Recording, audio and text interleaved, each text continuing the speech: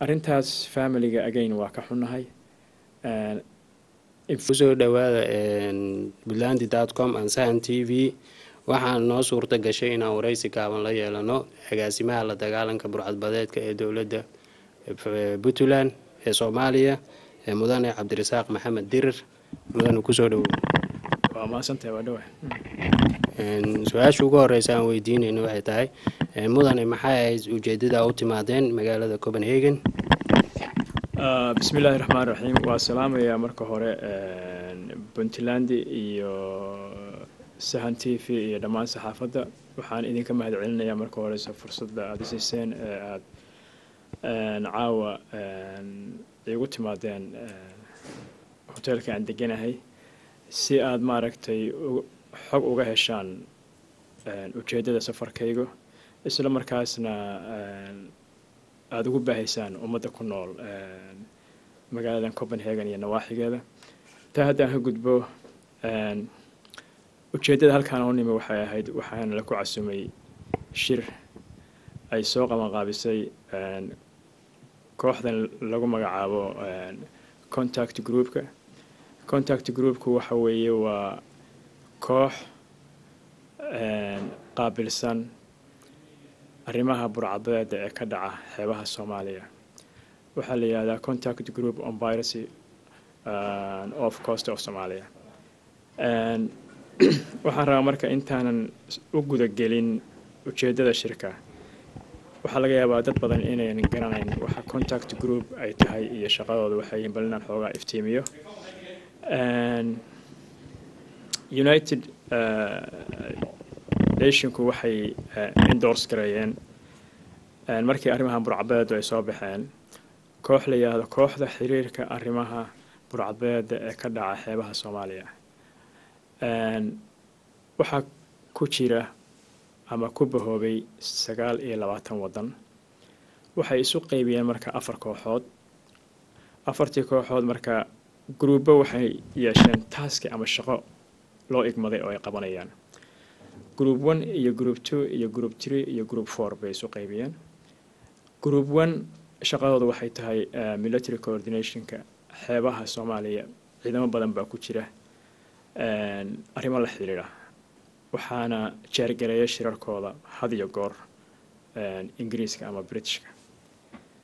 waxaa kaloo jira group 2 oo ay had iyo goor jeergareeyaan shirkooda dowladda tan haddaan martida u nahay Denmark.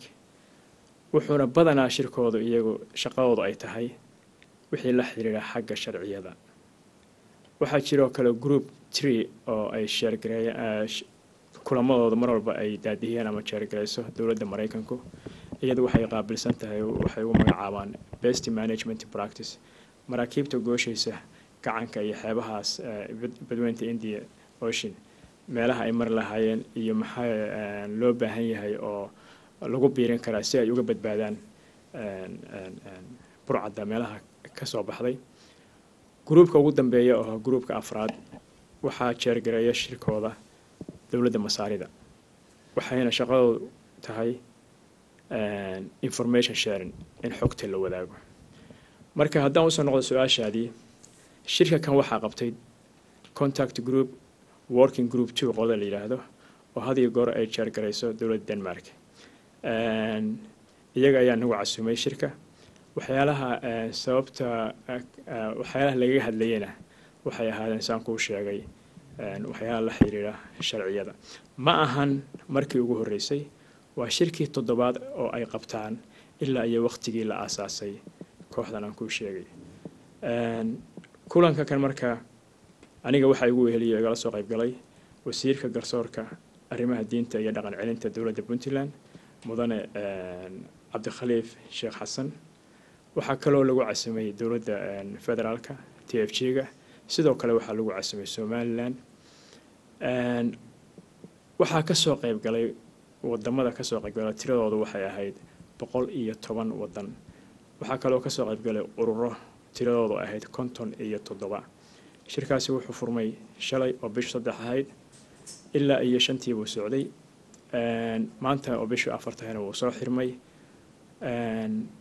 waxaa lagaga munaaqashoonaya marka u horeysa bal shirkii u dambeeyey oo kulankii 6aad oo dhacay bishii November ilaa iyo hadda aanu joogno waxyaalihii qabsoomay maxaa caqabado ah oo ina ka hor yimid maxaa lessons aanu ka baranay arrimahaas laga munaaqashooday ka bacdina waxaa loo gudbay 2 ajenda oo muhiim ah waxaa laga dooday report ay soo gudbisay IGAD oo ku saabsan burcadbadeeda iyo in hadda istiraatiijiyadii ahayd in badda lagala dagaalamo la bedelo oo hadda la focus gareeyo ama burcadbadeeda lagala dagaalamo dhulka taasi mid bay ahayd waa laga dooday waxaa loo gudbay oo waliba inta badan shalay aad looga dooday iyo maanta gelinkii hore report uu soo gudbiyey